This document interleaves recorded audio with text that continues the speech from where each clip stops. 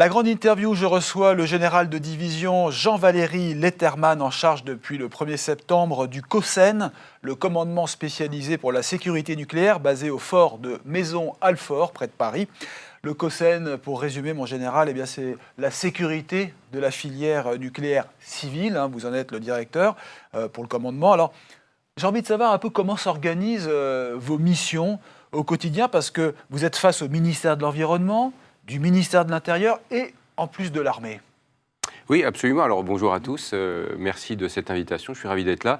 Effectivement, le COSEN est une structure assez particulière, de création récente finalement, puisque le COSEN a été créé en 2016, confirmé en 2017 par un décret qui en fait un service à compétence nationale, qui est en effet raccroché à plusieurs entités, à plusieurs ministères.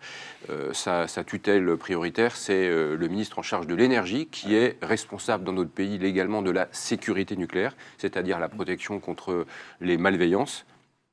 Et donc, effectivement, ce ministère est, à travers son département de la sécurité nucléaire, celui qui fixe un peu les règles du jeu, en tout cas qui fait fonctionner cette sécurité nucléaire. Oui, c'est ça. Il le fait fonctionner avec quoi? Avec souvent les moyens du ministère de l'Intérieur.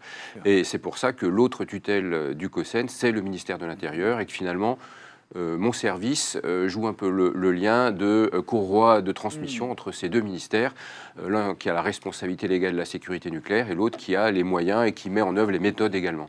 Et comme vous l'évoquiez, il y a également un appui au ministère des Armées, dans certains cas, sur certaines installations. Voilà, donc un écosystème très intéressant, assez riche et assez complexe. Donc vous êtes rattaché à 3 entités, ça ne va pas être simple quand même à gérer, vous faites des comptes rendus, des synthèses pour informer tout le monde alors. Alors ce n'est peut-être pas simple, mais en tout cas c'est très riche, c'est très important, parce que ça permet au COSEN de jouer un rôle en fait de coordination. C'est de la coordination. Coordination interministérielle, coordination interservices, notamment à l'intérieur du ministère de l'Intérieur, entre les différents services qui concourent à cette mission.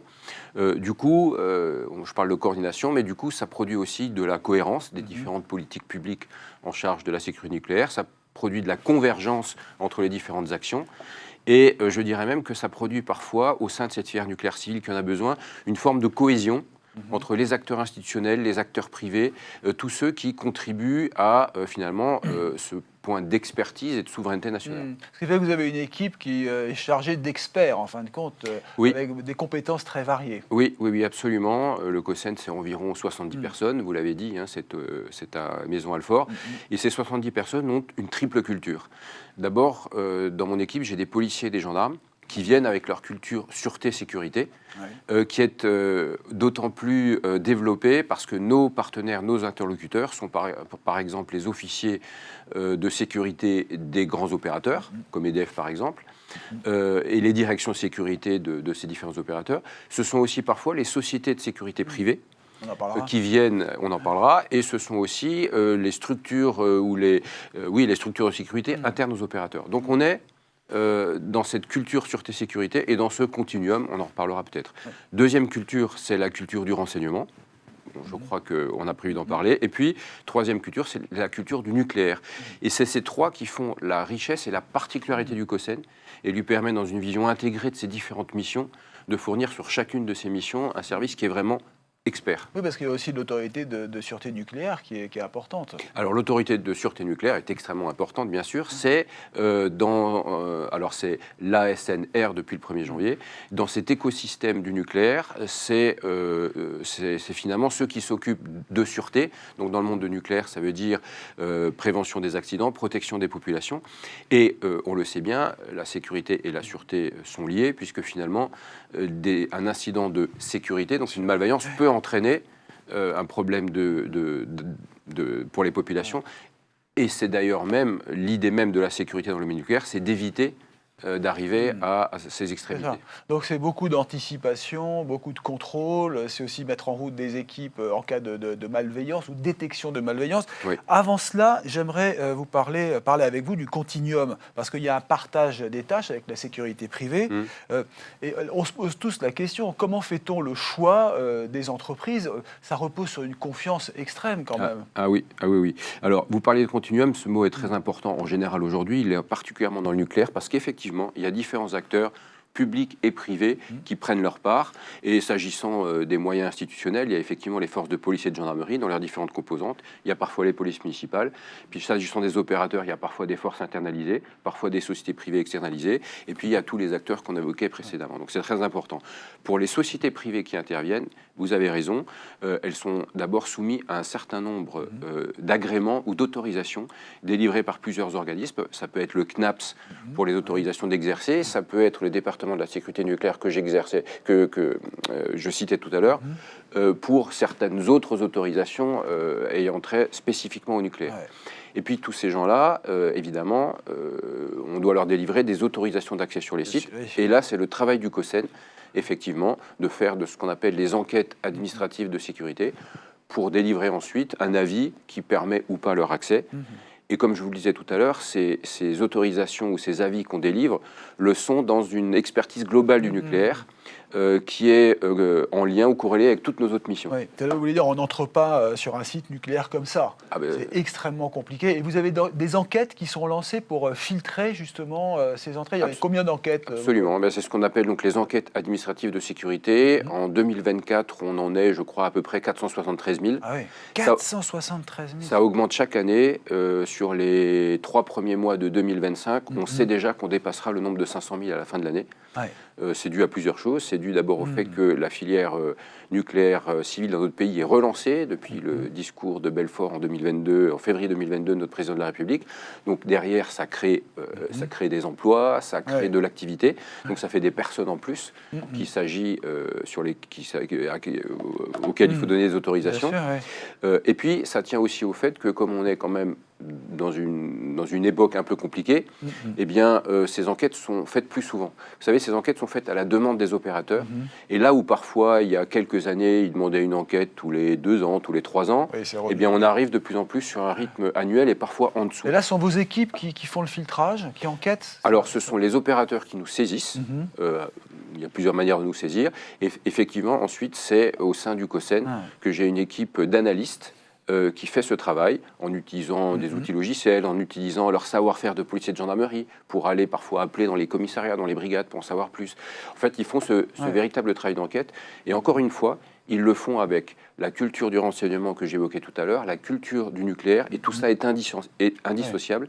Et la qualité de leurs enquêtes tient au fait que notre service, justement, intègre toutes ces missions liées à la sécurité nucléaire. Et vous arrivez à détecter des malveillances? Est-ce que vous avez réussi à refuser, justement, des accès? Parce que vous voyez, un petit peu comme pour les Jeux Olympiques, on a anticipé peut-être un risque de terrorisme. Mais le parallèle est tout à fait pertinent avec les Jeux Olympiques. C'est notre service un peu cousin sur les enquêtes administratives, qui est le SNEAS, qui fait tout ce travail sur, d'ailleurs, tous les autres accès à part le nucléaire, et notamment sur les Jeux Olympiques.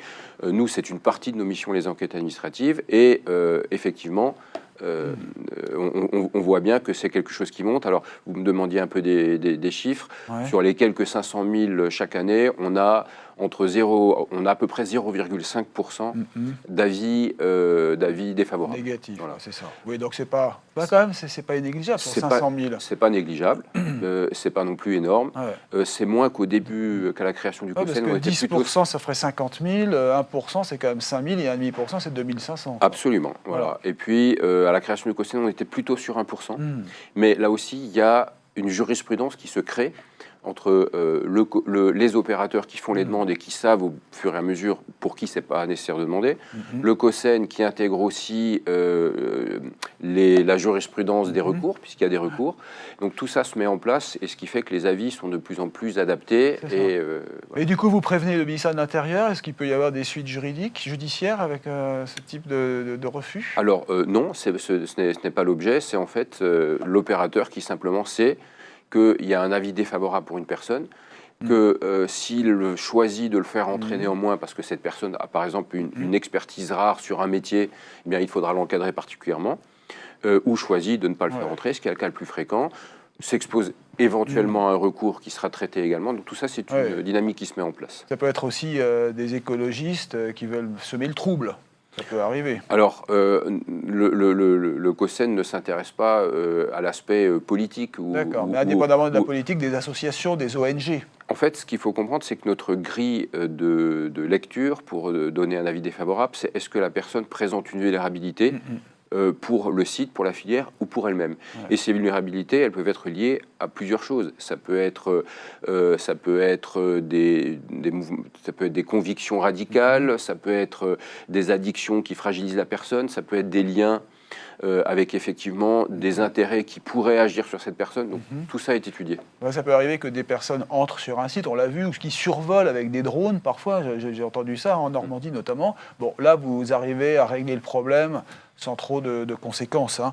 Alors, il faut quand même une habilitation secret-défense, hein, si je ne me trompe. La défense en profondeur dans le nucléaire, c'est une défense dans l'espace avec plusieurs niveaux de barrière. C'est une défense dans le temps avec plusieurs façons d'organiser les accès. Et c'est également une façon de contrôler les personnes qui accèdent.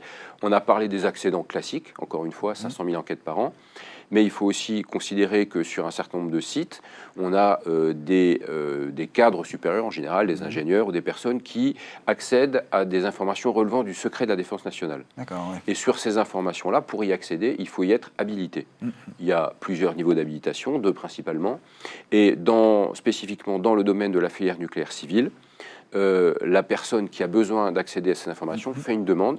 Cette demande arrive au COSCEN, elle est ensuite mise entre les mains pour instruction d'un service enquêteur qui nous remet ses conclusions. Et ensuite, c'est moi qui suis autorité déléguée donc du ministre en charge de l'énergie pour signer ou pas. Oui, c'est ça. Ces habilitations. C'est ce que je disais au début, il y a vraiment une coordination qui doit être vraiment poussée au maximum. Hein. Et là, on est de l'ordre d'un peu plus de 3000 par an. Voyez, donc c'est pas du tout les mêmes... Et il y a également alors, le transport des combustibles. On sait qu'en France, nous avons la Hague, hein, le centre de retraitement. Certains convois viennent de loin, hein, d'Allemagne.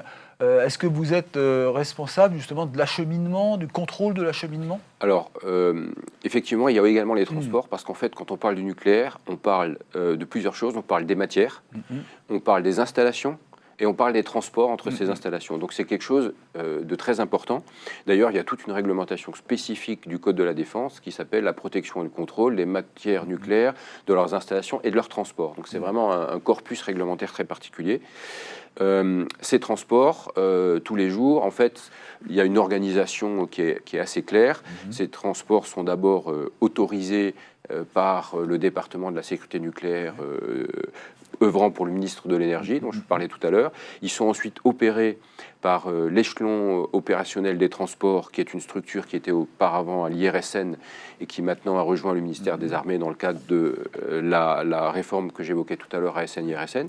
Et le COSCEN, quant à lui, intervient en lien avec les préfectures, notamment pour donner l'information aux préfectures et au FSI de la réalisation concrète de ces transports et pour faire remonter les incidents. Donc vous voyez, chacun a sa place. C'est-à-dire le convoi va venir d'Allemagne, il va traverser tous les départements jusqu'à la Manche. Alors, en l'occurrence, là, vous faites référence au convoi Castor, dont le dernier transport a eu lieu en décembre dernier.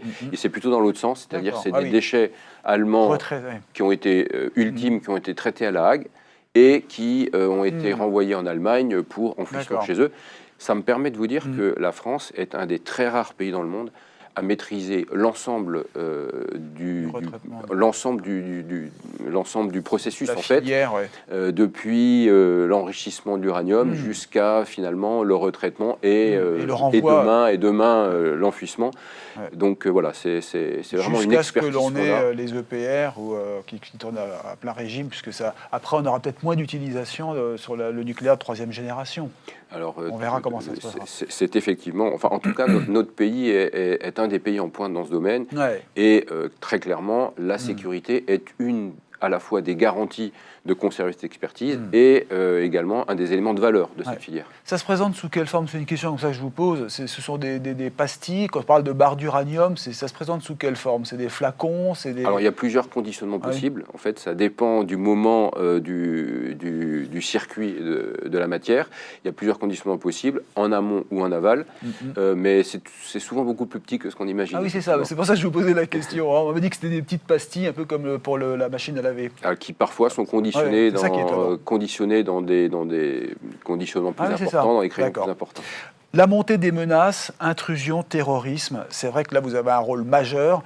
Quels sont les risques aujourd'hui? Quels sont les enjeux?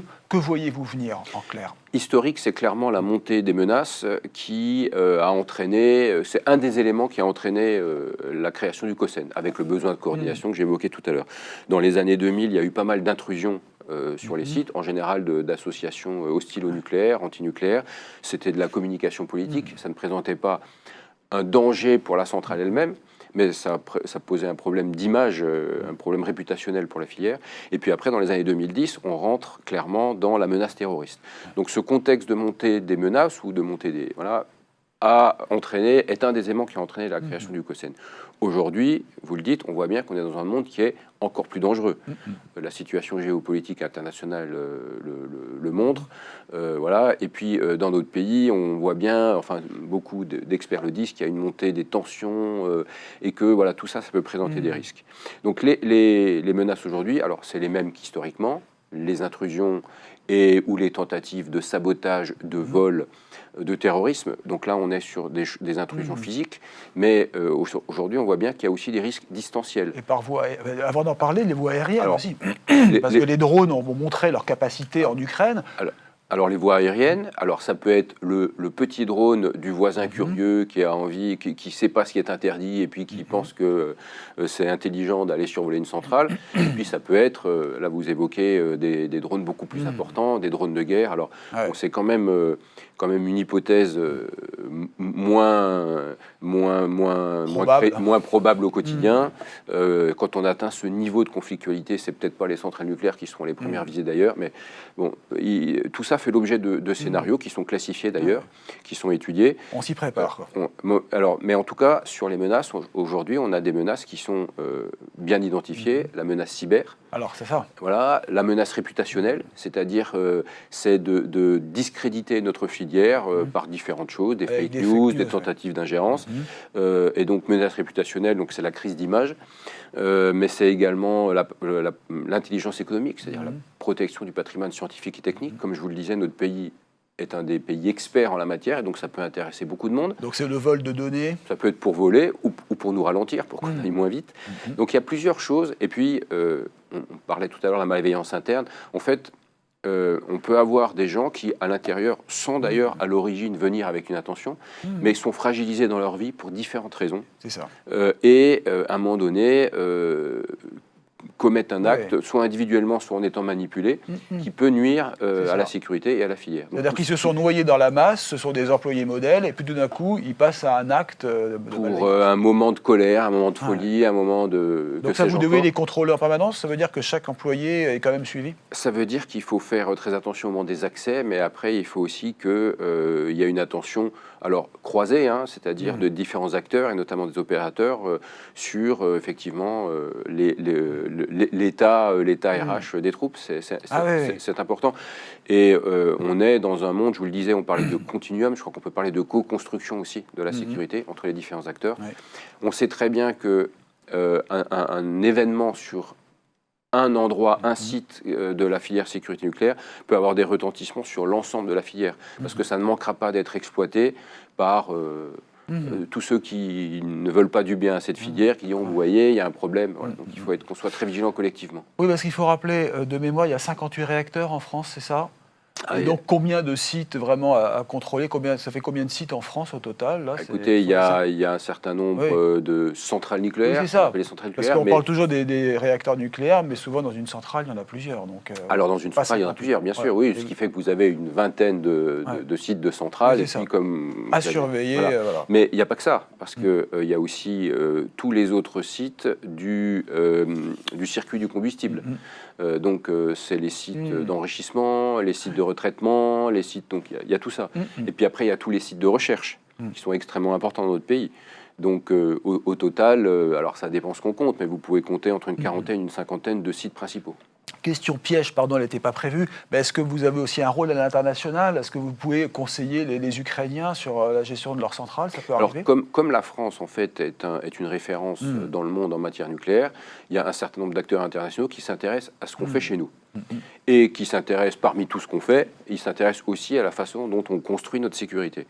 Et à plusieurs reprises, les agences internationales, et je pense à l'AIEA en particulier, a trouvé que le système français de sécurité nucléaire intégré était très performant, avec une tête de file, avec un organisme, le SGDSN, qui fixe des règles, avec une autorité ministérielle qui a la responsabilité légale de la sécurité nucléaire, et ensuite avec plusieurs acteurs, dont le COSEN à sa place, qui est un coordinateur et un intégrateur des différents métiers.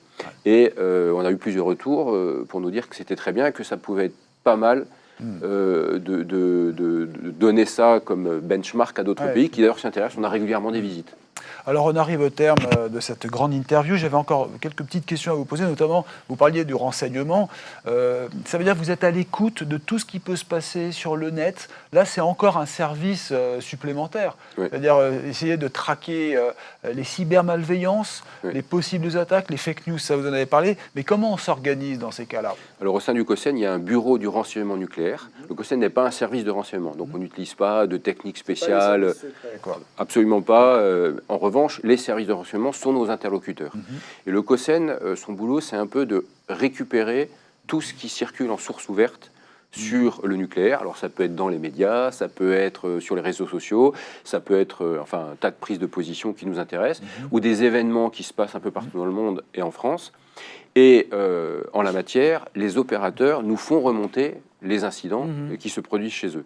De tout ça, on fait des compilations, on fait d'ailleurs souvent des recoupements, des liens, et on produit un certain nombre de synthèses dont on sert nos services, les services partenaires, donc les services de renseignement, qui en font ensuite, eux, leur miel et qui vont aller ensuite, eux, plus loin dans... Voilà.